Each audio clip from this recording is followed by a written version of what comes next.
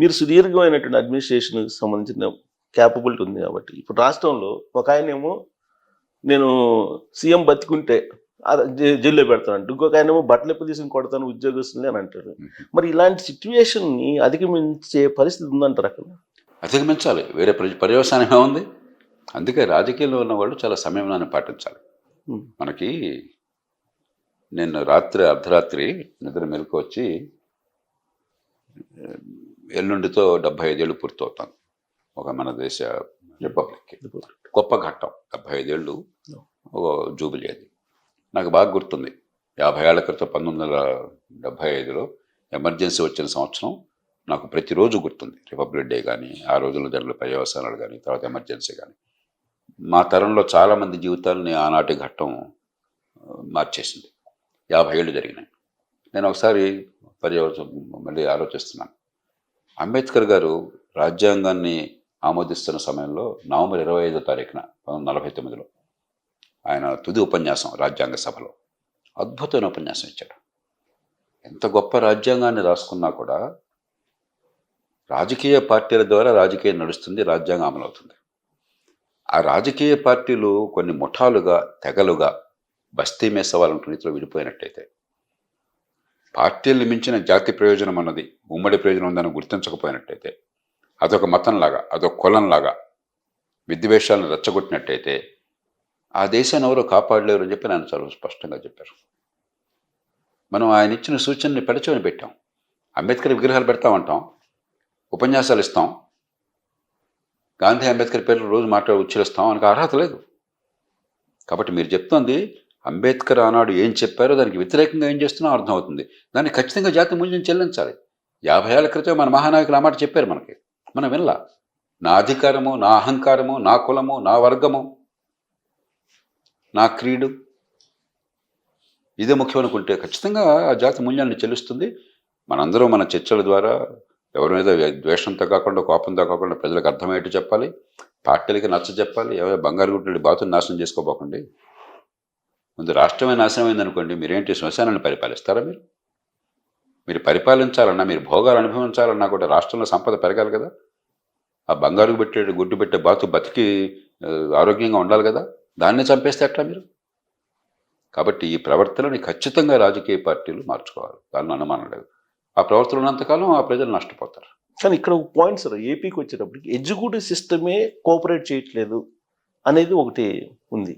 అంటే మన దురదృష్టం ఏంటంటే ఉన్నతాధికారుల్ని చాలా కష్టపడి ఎంపిక చేస్తున్నాం మనం. చాలా విపరీతమైన పోటీ, 1000కి ఒక్కడే సెలెక్ట్ అవుతారు. లేకపోతే 2000కు 3000కు 15 లక్షల మంది పోటీ పడితే 100 మంది ఐఏఎస్ అధికారులు. అట్లాగే మిగతా అధికారులు అంతా కలిపితే కూడా 700-800 మంది దేశంలో ఉండేది. కానీ ఏమవుతుంది, పరిపాలనను మనం ఏర్పాటు చేసిన తీరు వల్ల ఒక 5-10 ఏళ్ళు దాటిన తర్వాత పనికొచ్చేవాళ్ళు, నిజంగా సమాజానికి సేవ చేయగలిగే వాళ్ళు ఎవరున్నారు అంటే 100కి 10 మంది దొరికితే చాలా గొప్ప కింద లెక్క. అందున గత ప్రభుత్వం లాంటివి ఉన్నప్పుడు మరి అతిగా వెళ్ళి, మామూలుగానే పరిపాలన బాగోలేదు, మనం నిజాయితీగా మాట్లాడుకున్నాం. చాలా సందర్భాల్లో ప్రజలకు కావాల్సిన సేవలు అందట్లేదు, ఏ పార్టీ ఉన్నా, ఏ ప్రభుత్వం ఉన్నా కూడా. దానిలో కూడా మరీ అతిగా పోయి గుడ్డెద్దు చేలో పడ్డట్టుగా వ్యవహరించి ఏకపక్షంగా నియంతృత్వ ధోరణితో ఒక ఫ్యూడల్ పెత్తందారీ వ్యవస్థ నిర్మాణం చేసినప్పుడు మరింత తీవ్రంగా ఉంటుంది. రాజుల మించిన రాజభక్తి చూపెట్టే అధికారులు, రాష్ట్రం ప్రజల హితం కాకుండా పైవాడిని మచ్చిక చేసుకుని వాడి కాళ్ళు పట్టుకుని వాడి పబ్బం కట్టుకునే అధికారులు, వాళ్ళని పెంచే యంత్రాంగం ఉన్నప్పుడు చాలామంది రాజీ పడిపోతున్నారు, అది వాస్తవం. కాబట్టి కొంత మూల్యం చెల్లించాలి. కానీ ప్రతి వ్యవస్థలో ఆనాడుగా నేనాడుగానే సమర్థులు, నిజాయితీపరులు, సమాజాన్ని కాపాడాలి, ప్రజలకి న్యాయం జరగాలని కోరుకునే వాళ్ళు అప్పటికిప్పటికీ ఉన్నారు. వాళ్ళని ఉపయోగించుకోండి, లేని వాళ్ళని సృష్టించలేం. కానీ మీరు అన్నట్టు ఇప్పటికీ ఉన్నారు. సప్త సంవత్సరాల అవతల ఉన్నా నేను మళ్ళీ మిమ్మల్ని తీసుకొచ్చి శిక్షిస్తానని చెప్పి అవతల వైపు నుంచి, పార్టీ వైపు నుంచి వార్నింగ్ వస్తున్నప్పుడు ఎగ్జిక్యూటివ్ సిస్టమ్ ఫ్రీగా చేయగలదా? ఇప్పుడు నిజాయితీపరుడికి, సమర్థుడికి ఆ భయం ఉండదు. సమాజ హితాన్ని కోరేవాడికి బోడి ఉద్యోగం కోసమో లేకపోతే వాడు కాళ్ళు పట్టుకోవడం కోసం లేడాక అలాంటి వాళ్ళు ఉన్నారు. వాళ్ళని గుర్తించండి. నేను చెప్పేది ఏ పార్టీ ఉన్నా కూడా గతంలో ఇంకొక ప్రభుత్వంతో పనిచేశారన్న కారణంగా మంచి వాళ్ళని కోల్పోతే నష్టపోయేది సమాజం.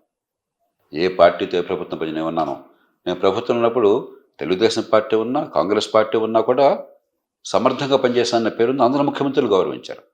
ఆ ముఖ్యమంత్రి మమ్మల్ని గౌరవించాడు కాబట్టి నేను ఒప్పుకోనని చెప్పి మీరంటే కోల్పోయేది సమాజం.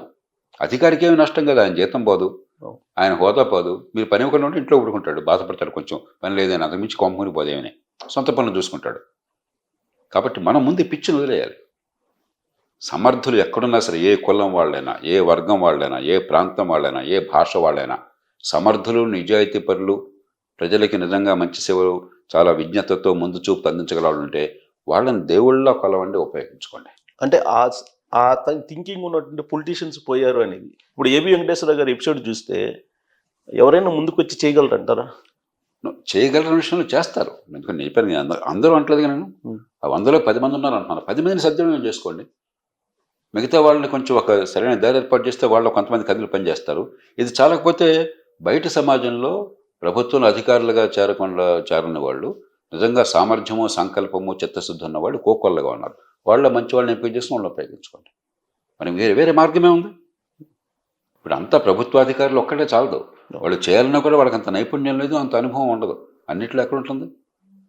మంచి ఆరోగ్యం కావాలి, ఆరోగ్య రంగంలో అద్భుతమైన తీసుకురండి. మంచి విద్య కావాలి, మంచి పారిశ్రామికీకరణ కావాలి, మంచి మలుగు సదుపాయాలు కావాలి, మంచి పట్టణీకరణ కావాలి. ప్రభుత్వం బయట చాలా నైపుణ్యం ఉన్నవాళ్ళు సమాజం కనుక ఒప్పుకుంటే, కోరుకుంటే సేవదించే వాళ్ళు ఉన్నారు. ఉదాహరణకి ఈ ఇన్వెస్ట్ ఇండియా అని చెప్పని జాతీయ స్థాయిలో మోదీ గారి ప్రభుత్వం ఒక సంస్థను ఏర్పాటు చేసింది. దానిలో 90-100 మంది పనిచేస్తున్నారు. బాగ్లా అనుకుంటాను ఆయన దానికి చీఫ్ ఎగ్జిక్యూటివ్. 100కి 95 మంది మార్కెట్లో వాళ్ళకు వచ్చే జీతాల్లో 70-80% వదిలేసుకుంటే, అక్కడ 1000 రూపాయలు వస్తే 800-200 పనిచేస్తున్నారు. ఇక్కడ 1000కి 100 రూపాయలు పనిచేస్తున్నారు దేశం అంటే ప్రేమతో. ఇవాళ యూపీఐ వచ్చిన దేశంలో చాలా స్టార్టప్లు వచ్చినా, లేకపోతే మనం ఏమంటున్నాము $1 బిలియన్ దాటి వస్తే దానికి ఏదో పేరు పెట్టారు, ముద్దు పేరు, స్టార్టప్లు. అలాంటివన్నీ వస్తున్నాయి అంత వేగంగా అంటే ఈ 100 మంది ప్రాణం ఒడుతున్నారు దేశం కోసం. దేశం అంటే ప్రధానమంత్రులు, ముఖ్యమంత్రులు, ప్రధాన కార్యదర్శులు, అధికారులకు మాత్రమే కాదు, ఈ దేశాన్ని ప్రేమించే యువత కోకొల్లలుగా ఉన్నారు. నైపుణ్యం ఉన్నవాళ్ళు, కసి ఉన్నవాళ్ళు, ప్రపంచాన్ని చూసిన వాళ్ళు, నా దేశం ఎందుకు కావలేని వాళ్ళు. వాళ్ళని ఉపయోగించుకోండి. దానిలో కులం మతం పక్కన పెట్టండి. ఎవరు పనికొస్తే వాడే మన కులం, వాడే మన మతం, వాడే మన రాష్ట్రం. అలా కాకుండా లేరని బాధపడితే ప్రయోజనం లేదు. ఉన్న వాళ్ళని ఉపయోగించుకోండి. ఖచ్చితంగా ఇప్పటికి కూడా భారతదేశంలో ప్రభుత్వాల లోపల కానీ, ప్రభుత్వాల బయట కానీ, పార్టీల లోపల కానీ ఇప్పటికీ సమర్థులు, నిజాయితీ పరులు ఉన్నారు. ఉన్నవాళ్ళు ఉపయోగించుకోకుండా లేరని బాధపడటం ఉపయోగం లేదు. సరే, ఈ 6 నెలల పరిపాలన ఆంధ్రప్రదేశ్లో అబ్జర్వ్ చేస్తే చంద్రబాబు నాయుడు గారి ఐడియాలజీకి, ఆయన ఆలోచనకి డీప్ టెక్ అంటున్నారు, తర్వాత గ్రీన్ ఎనర్జీ అంటున్నారు, గ్రీన్ హైడ్రోజన్ అంటున్నారు, రకరకాలుగా ఆయన ప్రయత్నాలు చేస్తున్నారు. ఆయనతో పాటు స్పీడ్గా ఎగ్జిక్యూటివ్ సిస్టమ్ రాలేకపోతుంది. దాని కారణంగానే దావోస్లో కొంత వెనకబడ్డాము అనేటువంటి అభిప్రాయం ఉన్న వాళ్ళకి ఏం చెప్తారు? ఒక రోజును బట్టి మనం అంచనా వేయకూడదు, నిరాశపడకూడదు. ఇదో ప్రక్రియ. ఒక స్థాయిలో ఉండి కొన్ని వేగంగా జరుగుతున్నప్పుడు అక్కడుండే సౌలభ్యం అధ్వాన్నమైన తర్వాత పునర్నిర్మాణంలో కొంచెం సాయం పడుతుంది. కాబట్టి నిరాశపడద్దు. రెండోది, మనకి రాష్ట్రాల్లో ఒక నమూనా వచ్చింది చాలా కాలం నుంచి. ముఖ్యమంత్రి సర్వాధికారి, పూర్తి బాధ్యత ముఖ్యమంత్రిదే. మిగతా వాళ్ళు వదిలేశారు, ఇక చేతులు ఎత్తేశారు, మెసెంజర్ బాయ్స్ అయిపోయినారు. మంత్రులు కానీ, ఉన్నతాధికారులు కానీ ఇది మనది, మనందరం కూడా ఉమ్మడి లక్ష్యం కోసం, సంకల్పం కోసం కదులుతున్నాము.